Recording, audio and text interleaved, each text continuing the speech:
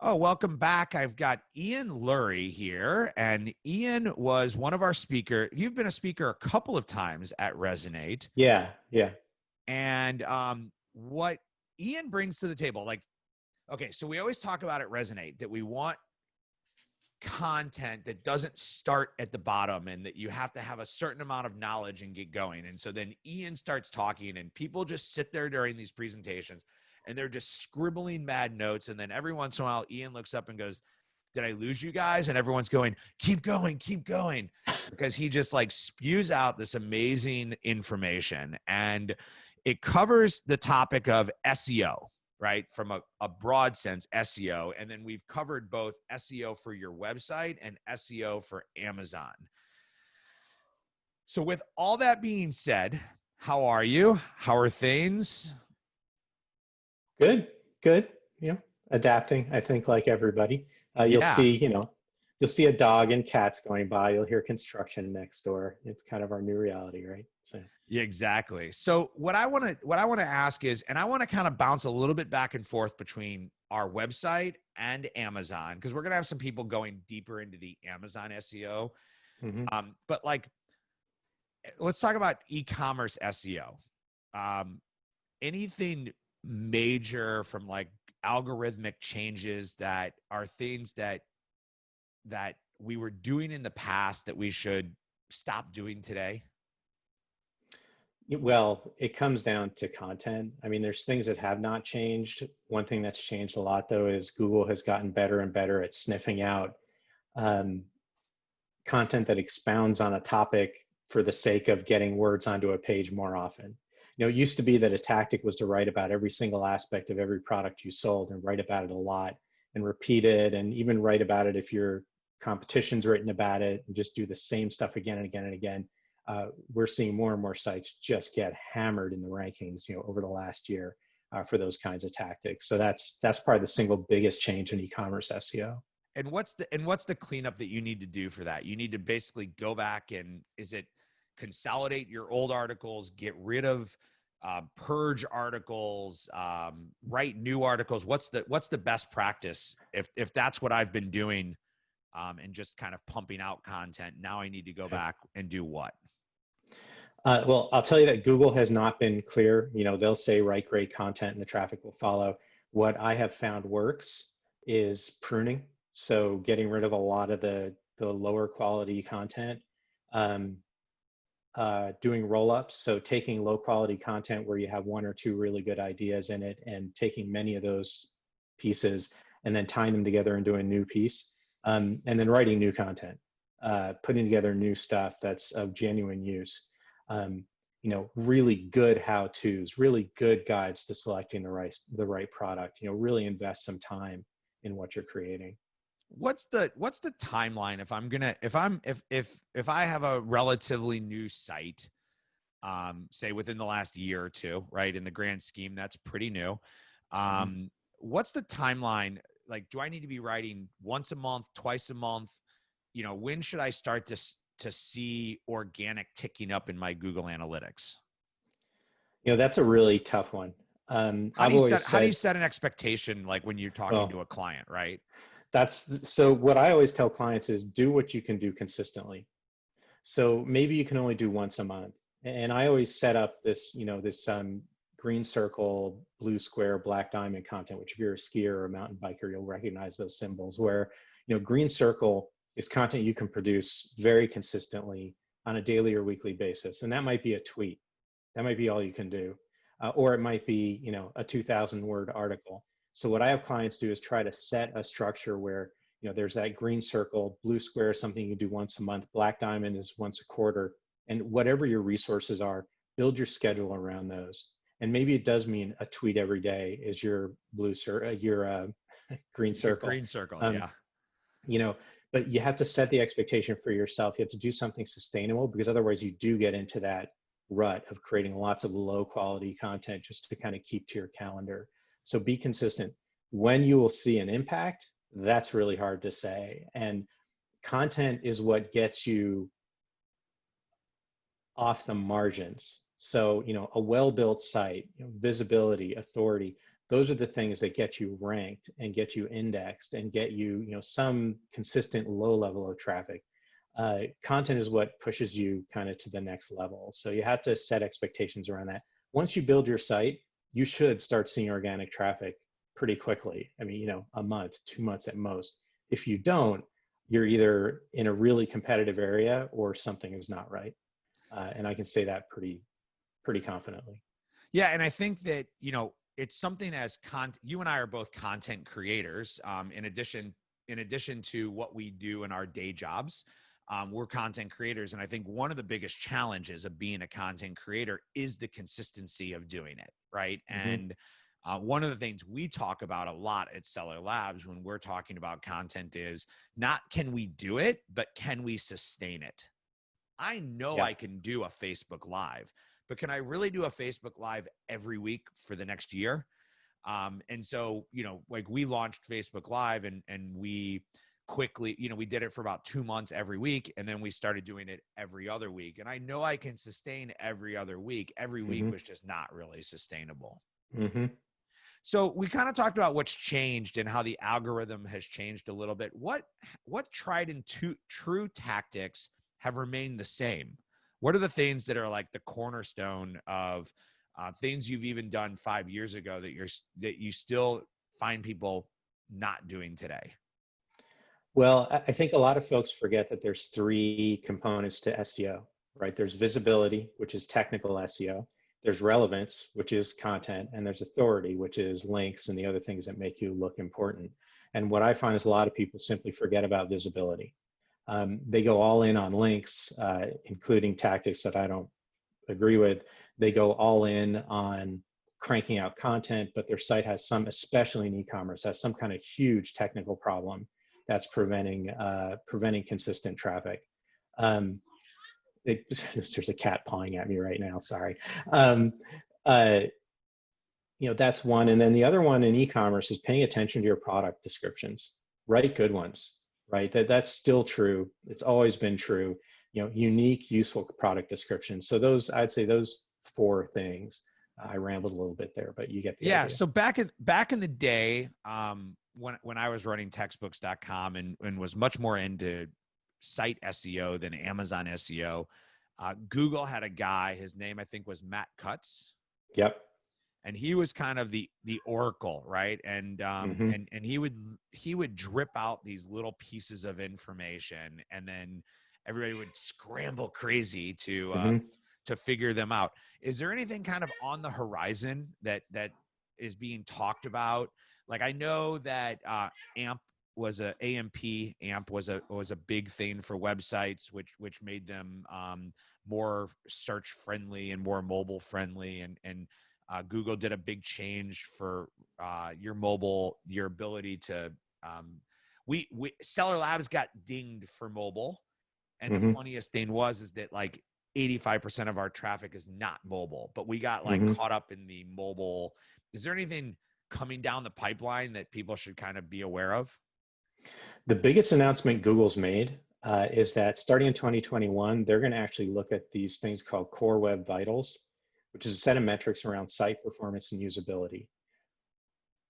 I don't know how seriously we should take it, but Google is saying that they're going to shift from site performance being sort of a second order ranking signal to site performance being a first order ranking signal. So what's site performance? Page speed? Page speed, what they call layout. No, definitely page speed, layout shift, but page speed is a big one. But then also this thing called cumulative layout shift, and there's no easy way to explain it except if you ever go on a site like ESPN, the whole page pushes down when you first get there. That's a huge cumulative layout shift, and Google doesn't like that. Full page like takeovers. You mean like the ads that just jump like that? Yeah, and you first get to the page, right? And the navigation is right here, and then all of a sudden the navigation moves out of the way so you can't click it. They're taking up like the whole clickable screen. Right. Yeah. Right. So anything that makes it harder to use a website is probably going to hurt you. But page performance, if you look at Core Web Vitals, and I recommend looking that up, anything that hits page performance is definitely going to impact rankings. Now, how much? We don't know. And Google's always very coy about this. But anytime they announce something months and months in advance, you can at least assume that anyone who's, again, on the margins, anyone who's really got slow loading pages is probably going to get hit. So that's probably the biggest thing on the horizon, the biggest new thing on the horizon. Yeah. And I think, the thing with Amazon, or the thing with Google, sorry, the thing with Google is that when they make an announcement like that, they're really recommending and suggesting best practices. So fixing those things, whether the algorithm is going to ping you or not, are best practices. What about, so a lot of our clients are on, on sites like Xcart or Shopify. What about things like the pop-up, that says join my mailing list, or the banners that are going across the top? Are those things that don't impact SEO? They do impact SEO. Well, they're definitely going to. Google has long said that they don't like pages with too many ads. And I've seen some publisher clients who have definitely gotten hit in the rankings because they have ads all over the place. Popovers, those full screen takeovers, the things that pop up saying, don't leave my website yet, or sign up for my newsletter. Those definitely, if they don't hurt now, they're gonna hurt in 2021. And these things are all kind of no-brainers, right? I mean, if you look at these things, they hurt the user experience. And the decision you have to make is whether they convert better, if they convert so well that it's worth it to lose traffic. And it's a little bit of a non sequitur here, going a little bit off track, but just keep that in mind. Anytime Google makes any of these suggestions, you need to think about it as a business. And hopefully rankings aren't the only thing that's generating traffic. So you have to consider whether that ad or that pop-up or something like that is so important to your business that it's worth it to trade some rankings. So just keep that in mind. And I guess it's, people know I say it depends, but like the beauty of Google compared to Amazon is you can do a lot of A/B testing. Mm-hmm. Right. And so you can follow best practices and you can do A/B testing to see which one performs better. We added a sticky bar on the top of our site, and we tested that before we added the sticky bar to see what it does to our site. And we look at metrics on our site, such as exit rate, bounce rate, time on page, and we follow those to determine whether the changes we're making are making an improvement for good or for bad. I want to move on to Amazon here, but last note on Google, is there a certain like where do you get your information? And I'm going to tell people that one of the things I recommend is that you follow Ian. I'm going to make fun of you a little bit, but it's not, it's deep, but it's a little dry, but it is some of the most in-depth information in following kind of, Ian and the things that you particularly post about. Where else can, and are people following you today at ianlurie.com, or where's the best place for people to follow you? And then where else do you recommend people kind of follow to keep up on these trends? So, most of my writing, just because of how much I've written historically, is still on portent.com because I wrote literally thousands of blog posts there. I am now writing at ianlurie.com, and you can find me on Twitter at just Ian Lurie, all one word. As far as folks that I read and stick with, Barry Schwartz over at Search Engine Journal is definitely pretty key.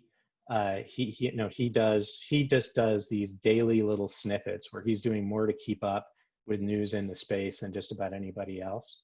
Bill Slosky is pretty important because he actually reads the patents. He's the guy who kind of taught me to read the patents. Yeah. So I would look at his stuff.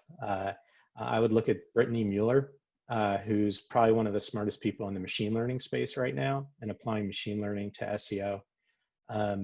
Yeah, Brittany's top notch. I've seen her. I've met her and spoken on stage with her before, and she knows her stuff. Yeah, and I would start with the three of them, and then look at who they say. And we'll include the links. We'll include the links below. You touched a little bit on kind of your expertise in Amazon, and your expertise in Amazon comes from the fact that you have a JD. You're a lawyer. You've been educated to be a lawyer, and you used those powers for good instead of evil, and you've essentially you've developed a skill of reading patents, as you mentioned, and using those to understand how these algorithms work. And we covered that pretty in depth in a previous Resonate video, which is linked below, and you should check it out because it's really fascinating stuff. And the beauty is that, like, it's not old, right? So even if it's a year or two old, it's still the basis by which the algorithms were built. What's kind of changed, or what have you kind of noticed in terms of new patents being filed with Amazon, or with the change of the Amazon search algorithm? I haven't followed the patents in the last few months, so I can't give you any big news there. The biggest changes I've seen in the algorithm is that they increasingly lean on uh, conversion per search. So the more you convert for a given search, if someone searches on, alpacas and then buys your book about alpacas, you will rank higher for that phrase than if someone searches for that phrase and then you do not rank higher, or you do not convert. Right.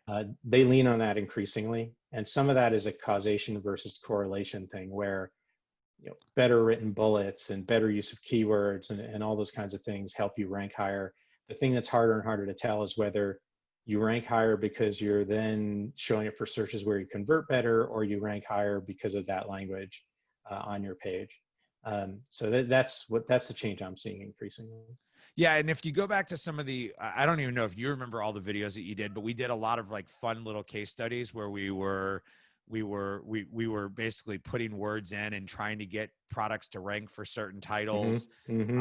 and such. And it's some really in-depth, fascinating stuff in terms of how the Amazon algorithm works. And I think, one of the things that I still see a lot of sellers get wrong, and I remember you talking about this at Resonate, was Amazon, and maybe you can speak to it just for a couple of minutes before we wrap up, is Amazon's ability to understand contextual differences in words, right? That a car is also an automobile, and how that works and plays into an algorithm overall and its ability to serve results.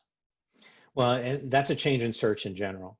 And if there's a big thing that's changed algorithmically in the last 2 or 3 years, it's the ability of Amazon and Google to understand natural language. Um, and yeah, their ability to understand that an auto is sometimes a car, and auto sometimes means automatic, only improves over time. So you don't have to stuff your product descriptions with every possible word and phrase. And in fact, that may work against you. I don't know if that answers the question, Yeah, but no, I that's mean, the thing I'm you talking got about. into it. You got into it and drew it out for people to see in one of the previous videos.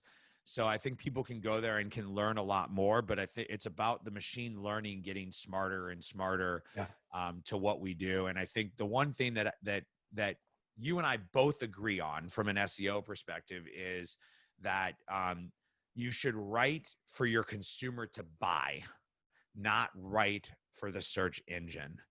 Yeah.